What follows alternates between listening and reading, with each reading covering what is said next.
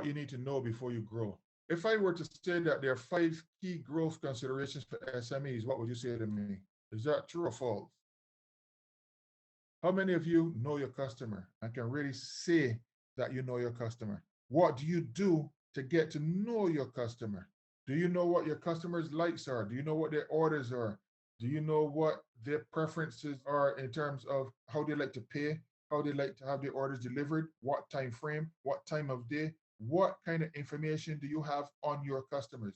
Are all your customers local? Or do you have some that are global? Then, what is your channel for delivering to your customers? Do you have a strategy for working that channel? Are you out there going chasing customers, or do you have a system set up where your customers come and chase you? What is it that you're doing? Do you focus on what you do well and you let others do the rest? Or are you trying to be everything to everyone? Are you ready to make changes in order to enhance your business? These are the things that you have to ask and answer for yourselves and your businesses. If you're looking at maximum growth, tell me some of the things that you think that you need to do to grow your business. Don't be shy. This is the place where you come to make mistakes. There's someone saying relocate to a larger space. Relocate to a larger space. Yeah, Okay. somebody else is saying a strategy plan and Uh-huh. then to be able to adapt. Yeah. Shift to online, Yeah. Okay. grow Keep going. revenue, build a comprehensive team, market effectively, invest in a retail space, work your strategy, be disciplined about realizing your goals, expansion of team. So apparently it wasn't that people didn't have answers, they were busy typing.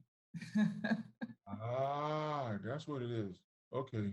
So you've listed a whole lot of things because what you've done here is you listed what you think that you need to do for maximum growth. How would you then put those into your strategy? How would you then make those things tangible that you've suggested just now? First of all, do you know what a strategy is? Is No talking. responses Hi. yet. So I was saying, prior to COVID, Mhm. my strategy was to shift to online because I was getting a number of requests from clients who I met locally and who travel back to their country. So I started the move to shifting online, and I actually developed a strategy to shift to online, and I laid out all the various steps that I needed to go through. So it was basically a rebranding strategy and a strategy to scale the business. Within your strategy, do you stress test it I'm in while the you process develop? of doing that right now. Okay, what kind of stresses you plan to use? Okay, so I have three brands. One is very high end, which I'm not concentrating on right now. One is what I would call my bread and butter line, which Mhm. is the one that sells continuously. And then the one where I'm shifting to online, the specific target market I'm going after is I have the price point and I know who my client is. But what I decided to do was to do a smaller pop up shop of Mhm. the lower end line and promote it to see how the sales are going and to test my ability to ship and get goods to customers within the time frame. So I'm doing that on a small scale. How's that working out? In the process of doing it right now because I had an issue where my bank would not allow me to use PayPal on the account, and the clientele that I was going after used PayPal significantly. So my bank was only trying to get me to do credit card transactions. You understand And why? yeah, because they're not getting a piece of the pie from PayPal. But Okay. I found a bank and I found a mechanism to work it in the short term. I'm using my daughter's PayPal account in the US. Okay. Have you ever heard of Payoneer? Payonneer, Payoneer.com. No, I know Figaro, but the issue with Figaro is that Figaro is just really difficult. I don't know Payoneer, I know Figaro. Figaro is my other option. Do the banks in Barbados allow payment from that to your bank account? From Payoneer? Yeah. Once you start doing transactions through there, Payoneer will send you a debit card, a master debit card that you can access your money from just about any ATM anywhere at all in the world. Are you speaking about the same system that Airbnb is using for their clients? Airbnb uses a system like that where they send you a card. The funds go to the card and you're able to use the card. My thing though is yes, it's okay, fine to say that it's going to the card. What I want in order to be able to keep track is for the funds to be funneled into my bank account. You Therein can do lies the that. problem. I've been researching the different models. And as I said, the one that Airbnb uses is the one where you get a MasterCard and Right. all your funds are sent to the MasterCard, and that's what you use, and you can use it to purchase stock or use it in the machine or whatever. My Correct. thing though is to set up the accounting system to be able to follow those funds. It means I have to don't go outside the box again. And right now I'm already trying to do stuff outside the box. And it's a lot to do when you're trying to scale. And I'm trying to put things in place, especially when you're trying to scale. You have to relocate to a bigger space. You have to train people, because if you have a small staff, when you're going to online, you're anticipating that you're going to have an increase in sales. But you can't wait until then to start training people in the Correct. techniques in order for them to be able to keep pace with when you get orders. So it's a lot as a small business, especially post COVID, where during the COVID period, there was no income at all. You mean for this year or last year or both? Last year, towards the end of the year, there were some sales, but then with the shutdown again, there were no sales.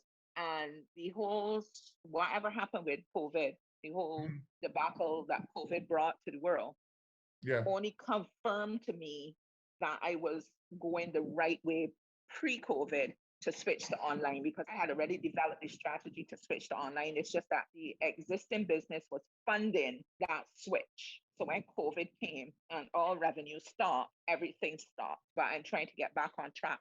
Okay. It sounds like you got some action going on there. You can take a look at the same platform that I told you about not too long ago, because you can manage multiple currencies. Everything is managed online on your computer screen. And then if you didn't want to bring it down to the debit card that they can issue you can always say which account. And they work with Barbados. Barbados is on their listing where you can bring it down to your Barbados account. It takes like 3 days to get the authorization, and then from there you're good to go. Okay, well, I will have to let my webmaster know. Thank you so much for sharing with me. Anybody else want to share? Necessarily asking a question, but just saying that thanks for the info so far, especially about Payoneer, because I also was trying to do some research on how to get my business set up and where I can receive through PayPal, and Payoneer seems to be a much better option. So thank you for that. Yeah. And you can manage multiple currencies, like especially if you have different markets and everything like that, you can go through and check the currencies for the markets that you do most of your business in. So then you can, like, say, for example, if you do business in the US and then the UK, then you keep one in Barbados currency, and you can move between the various currencies. You can move around the funds, and then you can decide where you want your money to come down to which account so that you can access it. Okay, moving on. What are some of the obstacles to your growth? When we look at your businesses, what would you say are some of the obstacles, right? Yes, I understand that there are some times where you have limited information, you have limited access to resources, all of those sorts of things. But what are some of the other obstacles that you experience? Right now, Richard, my biggest obstacle is distribution, logistics. I was investigating companies in Barbados, and I thought I had it down pat, but then customs is now saying that what I want to do is going to be too difficult. And it's just a whole set of confusion that's really making me look at doing my distribution from outside of Barbados, possibly from in the US. Customs is saying it's going to be too difficult to do what? To send the things out? No, here's my problem. So in order to scale, I can no longer hand make things one by one by one by one or 6 by 6, because right now, when we do production for this market, we do either half a dozen or a dozen. Mhm. Okay. In order to scale and go online in the market, I'm going after. I can't be doing that. Why not? Some of my components and some of my items cannot be made in Barbados to the quantity that I will need for an online store. Yeah. Therefore, I have to subcontract production outside of Barbados, Mhm. which means if I subcontract outside of Barbados, they have to be shipped into Barbados. Okay. Right. If I have the stuff produced outside of Barbados, okay, Mhm. and I bring them in, You're breaking up. Yeah, she may have moved out a strong Wi-Fi zone. While you wait for her to come back, Chad has his hand up, so perhaps you can answer his question when Catherine comes back. Sure. And carry on with her. So, All right. Chad?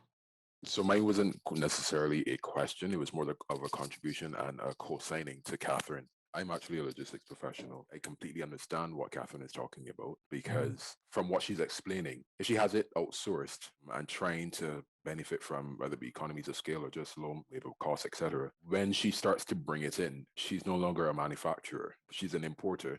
And that shoots, depending on what her product is, it falls into different tariffs that might shoot her out of the market or out of range for anything to be done in a profitable way. In addition to that, shipping to and from Barbados is incredibly, to the Caribbean really, is not only expensive, but it's difficult and in a lot of ways not necessarily feasible. So she might have gone to customs and gotten a response on something that it's very possible, but just because of things like minimums and all the rest of it that come into the lines and vessels and agents wanting to move cargo, it becomes that much more expensive, and you almost price yourself out to the market just by looking into these opportunities and thinking outside of the box.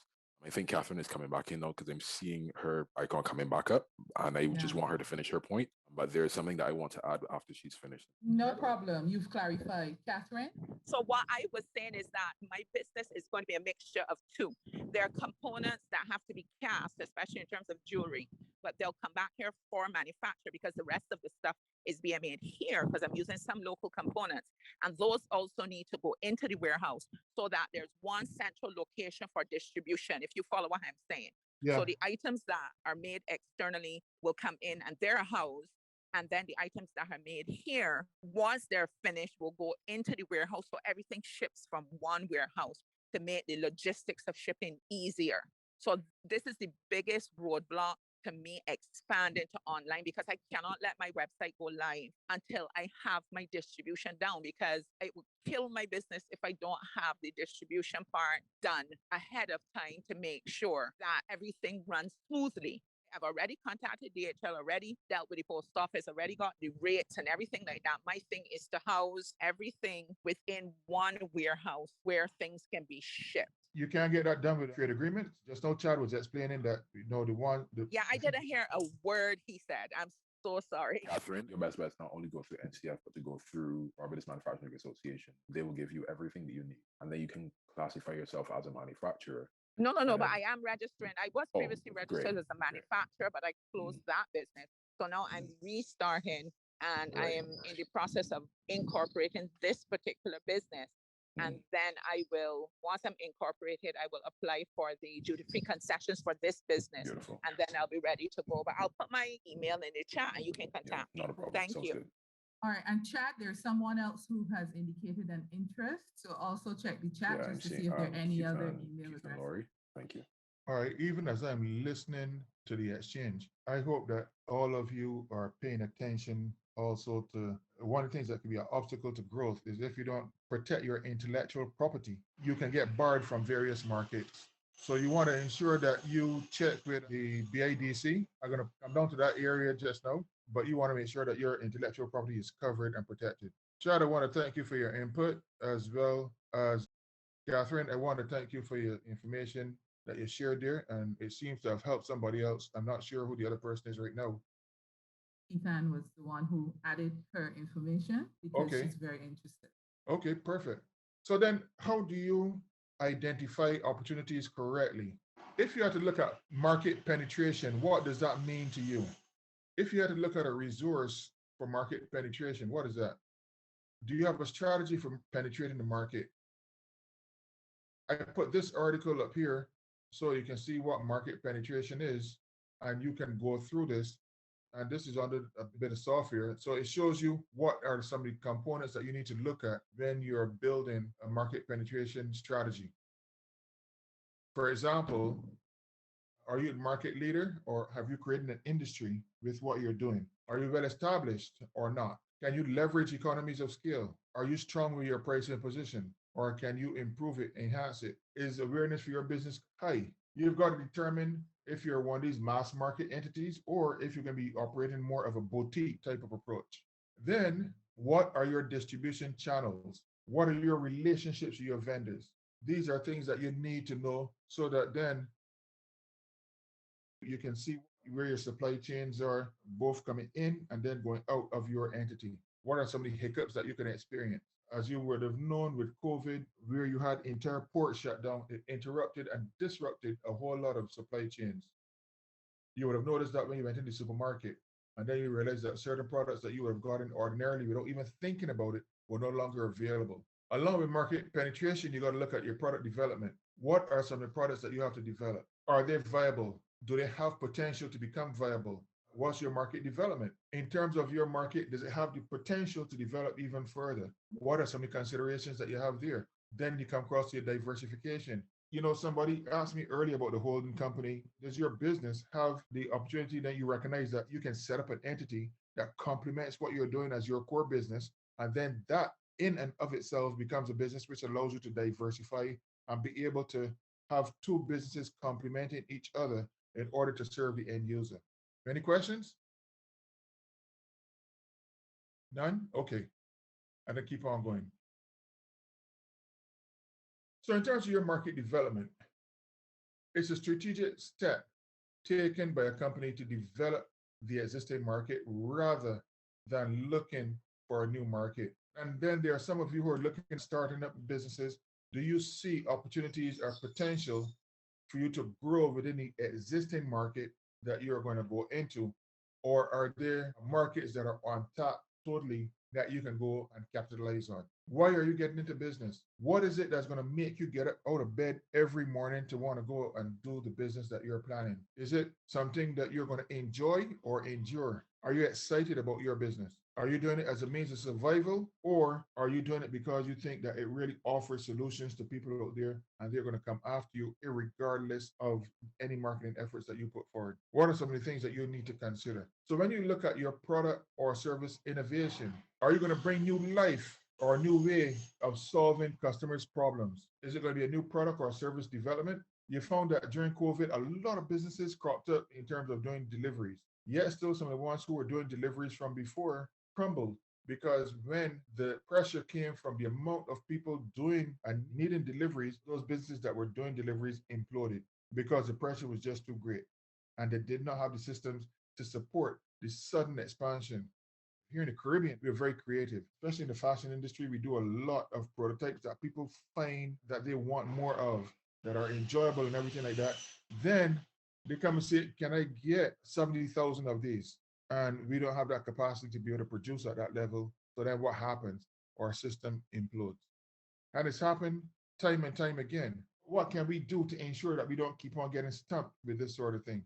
The sugar industry was one that failed to capitalize on the fact that it switched from food and beverage to the beauty industry. Sugar was no longer used as a sweetener, and those who produced it changed over to the beauty industry, where sugar was then used as an exfoliant. And from an environmental standpoint, it dissolves when you're using it, it goes down the sink, and it does not clog up the drains as the way how sand would or walnut shells. It does not cut up the skin. So sugar and the entities that we're dealing with that were able to make that transition, yet still we in Barbados missed the boat in that arena, and we still focus upon it as what the traditional use of it was as a sweetener.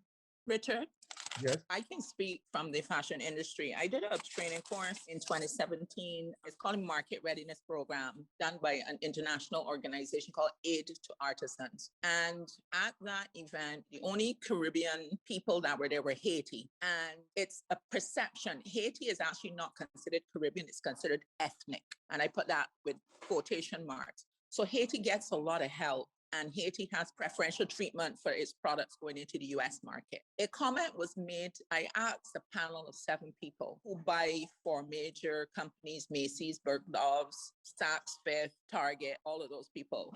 And I asked them, why is it that I don't see products from the Caribbean? And they kind of looked at one another and they were like, do you buy from the Caribbean? No. Do you buy from the Caribbean? No. And this was it. And they turned to me and the comment was, the Caribbean has not been relevant for the last 20 years. It just made me very sad. And one of the reasons, same as what you're talking about, the reasons why you can't produce. In this region, people have a mindset that they must actually make the things themselves. Yes. Once you've done your prototype, anybody can make it. And what people don't understand is even if you pay $50 US to have an item made, but you sell it at $250 US, the benefit accrues to the country because you are getting a significant return on the investment. And a lot of people don't want to let go. Not only do they not want to let go, the other issue that you have is that people do not know where to go and they don't have the information. I was fortunate with having my products that are being made. I know the consultant. I met the person in 2007 in the Dominican Republic. I kept in contact with that person. And the amount of information that that person has been able to translate to me in terms of production, it is amazing. It's the same thing. There's an issue with things like seasoning. I was hearing a long time ago about a shipment that people wanted for seasoning. And it was so obvious that the seasoning producers could have got together and hired a company in the US or somewhere else, given them the recipe and subcontracted them to make the outside so that they would not have lost that order. And it was a major, major order. People are not thinking about how to have their products made outside of the country. Yes, there's an issue where people can say, well, you're not providing employment, you're not providing this, you're not providing that. But at the end of the day, if you have your product made externally, it's made to ISO 2001 certification. The companies that make your product, I'm speaking specifically for fashion, they know the specific stitch lengths, they know what are the criteria for the fabric definition and all of those things going into the various countries, which people here don't know. So I think that mindset change is also essential for people to understand that the world is no longer separated. You can have your products made anywhere as long as the benefits, the foreign exchange accrues to the value of your country, the value added. They can make anywhere in the world. Designers do not make in the US per se, they make in different countries. Correct. So just my contribution in terms of why it is that fashion has not penetrated the market, even though they have beautiful prototypes or beautiful ideas. It's because they need to understand that they need to change the way they're thinking and have these products produced where it's best. One of the things, if I can tag on to what you're saying there, so Catherine, is that within the fashion industry, everybody wants to be a designer nowadays when they come out from school. And they're going to study and they want to be a designer. No one any longer wants to be a tailor, so you can hardly find anybody that can make a good suit anymore. And they kind of design themselves out to the stage of being relevant. They want to, oh, I can make this and I'm going to put on my own fashion show and all this sort of thing. And they put on their own fashion show, run up a whole lot of expenses to show things to their family who cannot and will not probably buy anything from them. You have to know your target market, and Correct. it's not just fashion. You have to know your target market. You have to know who you're selling to. You have to know what they do. Is this person a housewife? Do they have disposable income? Okay, when you know who your target market is, then that will dictate the type of fabric you purchase in order to make the garment. Because a woman that has 3 kids that's on the go every day is not the same woman who is single, who has disposable income. They're going to wear different clothing. Right. So it's a matter of research, understanding who you are selling to. Because if you don't know who you're selling to, when you produce the item, what are you going to do with it? And it's not just fashion. That goes for every single thing.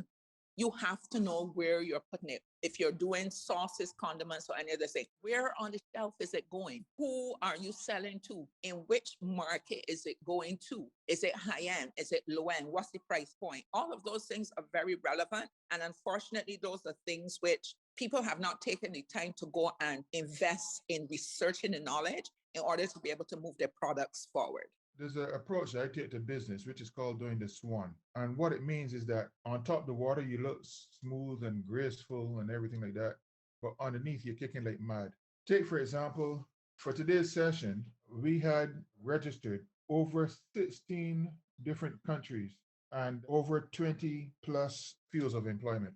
And the reason that I know that information is because I maintained that I needed to know how to structure any examples that I'm going to use so that they would have relevance for the participants, so that in the final analysis, when a participant leaves this program today, they can take the information that they would have learned, apply it, and get results within a 24 to 48 hour period. That's the sort of standard that I put on myself for doing training programs and for doing anything at all that I do in terms of business development.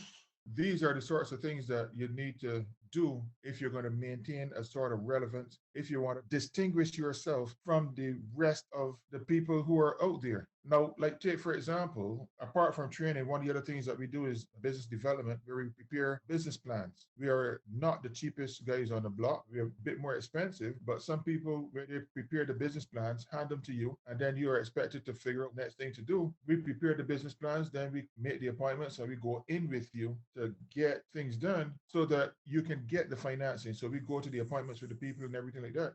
So what happens is that the client pays for that full service. That's the sort of value that you bring. So then when you look at it, are you seeing then, especially when our success rate is up in the high 90s, are you seeing then as an expense or as you seen as an asset? More often than not, we are seen as an asset. People might exclaim at the outset and say, well, wow, your business plans are expensive. I said, yes, and dear too. But by the same token, even though you're paying for a business plan, and you're going to see me, you're not going to see the rest of my team who's working behind the scenes to ensure that you get things out there. So you're not going to see the chart accountant, you're not going to see the market researcher, you're not going to see the operations person who checks to make sure that everything ties back in, that when you do a timeline between when you put out the promotion and when you got to roll out from an operational standpoint, what the promotion says it's going to do. All of those things need to be considered. All the moving parts needs to be in place. Too many people don't do that. Or you find out what it is that the financial institutions want and you prepare everything that they need and you try to take away the excuses from them in terms of preparing everything just as they would have if they were working in your organization. It's not just preparing projections, but also applying the ratios to ensure that the ratios make sense. So that by the time that they do the ratios, it's like, oh, you analyze the ratios and you put that information inside of there so that they can't say that it's not a winner. When then you're looking at that sort of thing, you got to look at how your product or service has been innovated to the extent that when somebody hears of your reputation, they're going to come and get you. So when you go in, you're not going to meet the guys at the front door who are the customer service people. You're going in to meet with the managers, the people who can make the decision, who can say yeah or nay, or this is what you need to tweak in order to get it done. So when you're looking at diversification, what are some of the things that you need to look at within diversifying how your business or product and service is being viewed? What are some of the things that you need to look at? Any questions so far? Any comments? Any inputs?